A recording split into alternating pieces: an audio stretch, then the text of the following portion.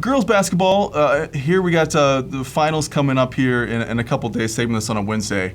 Some big games tonight for the regional semifinals before we get into, but we have a lot of matchups already that are kind of should be pretty solid matchups for just a regional final between Neoga Arcola, Monticello and Clinton, and then Sullivan and Ttown. And it's funny because you have all three of these teams that played each other early in the season in very different circumstances. Neoga played Arcola without Taylor Edwards. Monticello played Clinton without Megan Toole and Haley Ginger.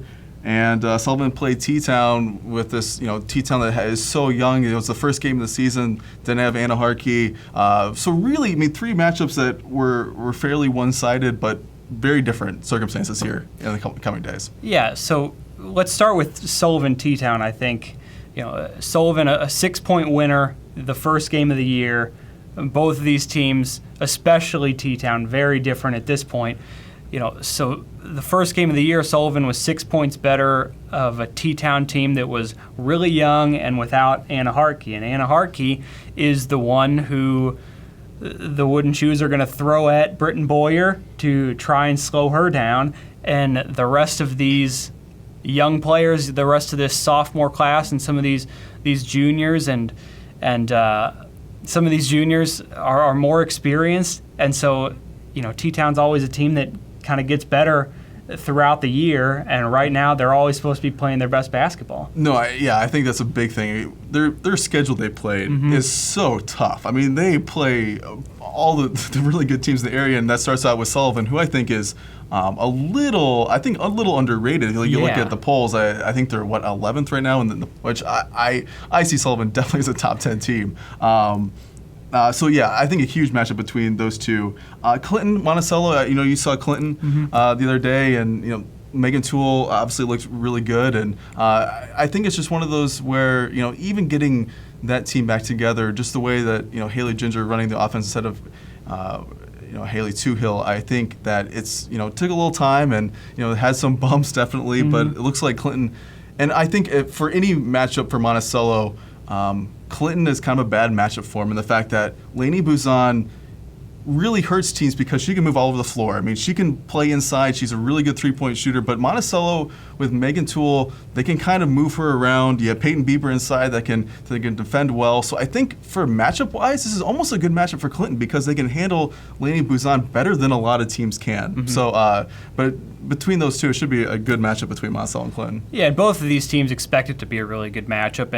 And the other day, in the regional, Monticello playing Warrensburg, kind of blowing past them, didn't end up looking as good that night as Clinton did in the game afterwards, but maybe that's just a result of the way the game was. It was a blowout pretty quickly, and certainly Lainey got her own really quickly, 20 points in the first half, and so she looked really good, but Clinton just looked like, they were finally healthy. These girls, Haley Ginger, Megan Toole, were finally getting into their groove. And then you had Peyton Bieber, who was making a lot of plays down low against Moreau, which, granted, is a team that she should have her way with. But, it all sort of came together for them, and it looks like, they're playing really well with healthy kids right now when it counts.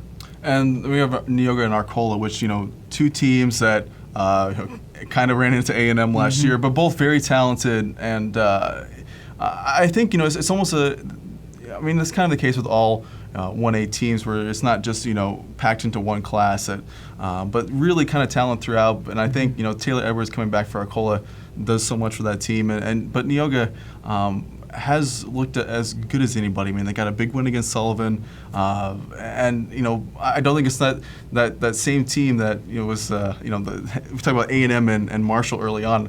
Neoga has looked really solid all throughout this the season after those first three games and shown it against a team like Sullivan. Yeah, this game will be a really fun game to see just because you'll get to see Taylor Edwards going head-to-head with Neoga's duo that's done it for him all year, Madison Butler, ECTs, just a high-scoring battle.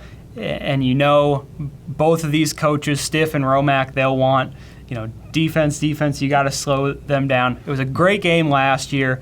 Neoga now is going to be completely focused on Taylor Edwards. I'm expecting, as opposed to last year where there was a much, it was a much better, more experienced Arcola team last year. So Neoga's been playing really well. Arcola, you can never count them out with Taylor Edwards. So we got girls basketball continuing. We got games going on today, and then finals, regional finals. Between a lot of really good matchups, I think, early on here in the coming days. So be sure to check that out, and we'll keep coverage for all the girls basketball here at hrpreps.com.